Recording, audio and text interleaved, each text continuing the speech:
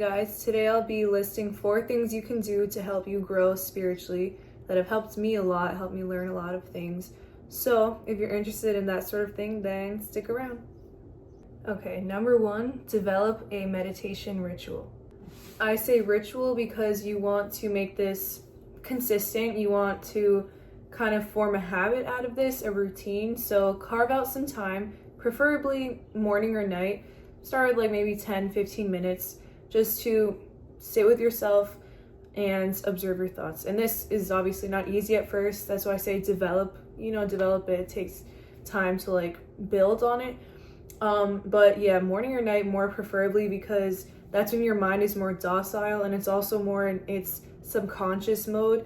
So with a subconscious mind, it's less aroused. It's not, swayed by the external world or stress hormones. So you are more likely to observe your subconscious patterns. So these are the things that are underlooked in our day-to-day. So when we're, in the conscious state most of the time throughout our day, running, we're not really aware of why or, how these thought patterns come to be. And they can be destructive, stressful thought patterns. And why not counteract that, So giving more attention to these subconscious thought patterns, you actually get to test or challenge your belief systems, maybe let go of some that no longer serve you and aren't veering you in the direction that you want.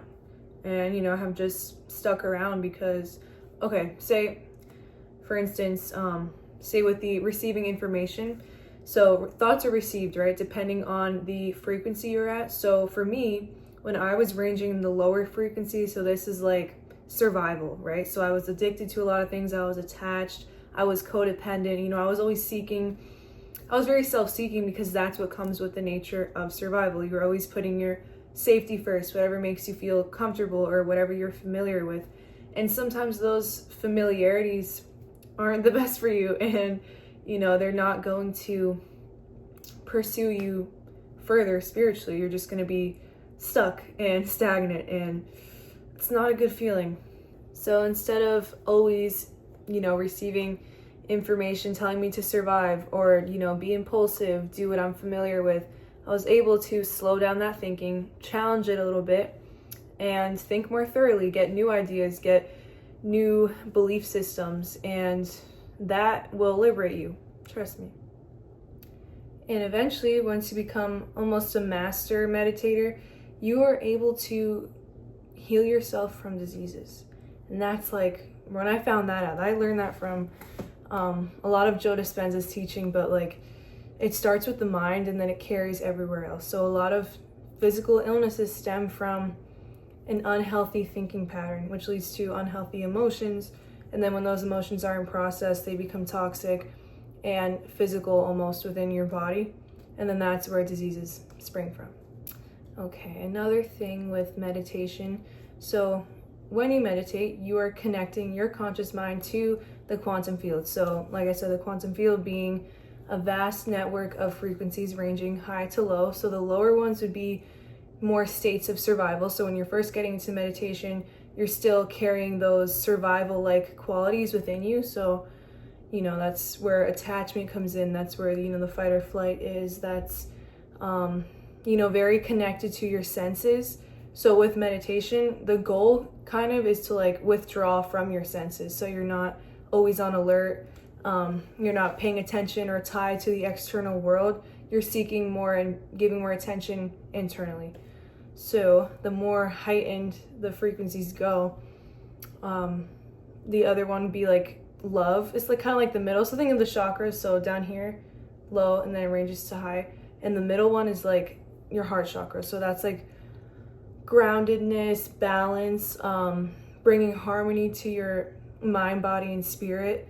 And eventually, the highest form would be enlightenment or bliss, ultimately. So you're going to be able to experience greater joy, longer lasting happiness. Or longer lasting joy, let me say, because happiness is more like artificial, but joy is more long lasting, and it actually arises from just you within yourself. You don't need anything else to make you feel that way but yourself.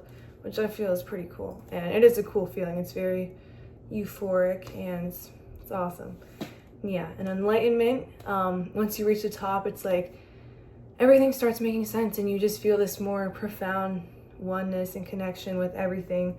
And you start taking life less personally because, again, with like the survival and the lower frequency ways of living, you're very like, I don't want to say self-absorbed, but the ego is also what emits from lower frequencies. So, you know, if you're egotistical, you're mostly thinking about yourself, mostly serving yourself. But with these higher frequency ways of being, you're able to be more like of a loving person. You think about others, you think about nature, you're just like, damn, I'm one with everything, like, you know. And it's like you feel happier, you feel less alone, because also with the ego, it's like, you know, that can be a lonely life if you're only thinking about yourself, only making space for yourself. It's gonna catch up to you eventually in a bad way. But yeah, that's all I have for meditation. Exploring and developing these new heights within yourself will liberate you and make you so much more happier and healthier, because the less impulsive you are, the less attached you are. So with attachment comes suffering. So eventually you're going to alleviate that suffering, that, you know, those layers and layers and layers of things that it's like you don't even know why you do it, but you just do. You get to be the conscious conductor and the ultimate decision maker. You're not run by these, you know, hard drives, because our brain is like a computer. These hard drives telling us to, you know, repeat the patterns and the cycles that we picked up from our earlier environment. It's like, no, you get to create your own reality. So yeah, it's very cool.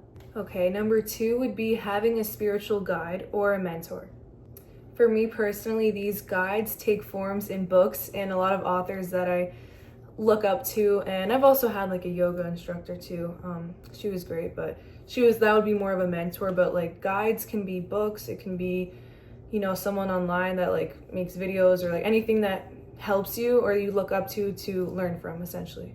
So a few of my favorite books that have helped me a lot this year. Number 1, this one, because this just like explains science, the science of spirituality kind of thing. It's like tying them both together, science and spirituality. Talks a lot about the quantum field and how the mind is, like how powerful the mind is, and how you can heal your entire being essentially with thought alone, which is very cool stuff. Okay, my second one would be How to Use Science of Mind by Ernest Holmes. He's also another great author. This book explains a lot of like the laws of nature, the laws of the universe, again tying science and spirituality together and kind of dissecting a new perspective towards thinking, and it's very life-changing. Yes, a book can be life-changing, and this one is definitely one that is. So my third one would be The Way of the Goddess. This one I love so much. This one's very like yogic, Ayurvedic philosophies, gives you like little personal rituals you can make for yourself, the healing properties of nature, and it's great. It says daily rituals to awaken your inner warrior and discover your true self. And then my last one, this is a poetry book, The Sun and Her Flowers. I know this one's very popular, but I love poetry, and this is very like self-love, unity, like I love it. It's great. And it's so cute, like the illustrations. Hold on. I don't know, I love this book. Number 3 would be yoga, and it's much more than just flexibility, strength, the physical part of it. It's deeper than that, and honestly I judged it at first. I was like, you know, it's probably just another workout routine, but it's not. And the whole purpose of it is to come back home to yourself, empower yourself, and really discover your true self, your higher self. Ultimately, yoga will grow you spiritually and physically, but also spiritually, because you know, you're meditating, you're giving a lot of intention and attention inward. So with the intention, you're able to, you know, sit with yourself, observe your thoughts again, and then make a strong, clear intention and really focus on it throughout your practice. Say if it's like a plank pose. So with plank, you're obviously getting the physical benefits, but energetically that grows your confidence. So if you're like, okay, I'm going into this practice and I want to develop my confidence further through the poses, you can do that for, physically and emotionally, or, whatever you're trying to get at. And then there's also yin yoga. So there's different types of yoga. Yin is more restorative, stress reducing, also helps you process grief and, emotional baggage in your heart. There's different poses called like the lung and heart bench, expanding your oxygen intake and then releasing those stored up emotions. So, it's different. It has a lot of duality and it's great. It helped me a lot. And yeah, I recommend it. Okay, lastly, fasting. So the first thing I highly recommend cutting out of your intake would be fluoride.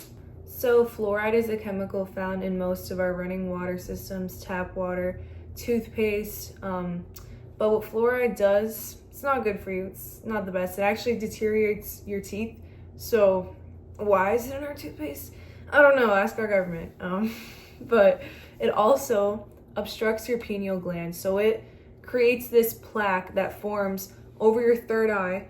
And, your third eye, it resembles wisdom, enlightenment, receptivity to the divine message, stuff like that. So it's like, obviously you don't want plaque over that. You don't want to be blind in that sense.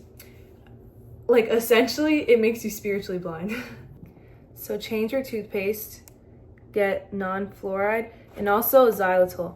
It's very good for your teeth. It prevents cavities. And I know there's also other brands you can use as well, but this one's been my favorite so far. I don't trust pharmaceutical companies or the healthcare system or dental companies.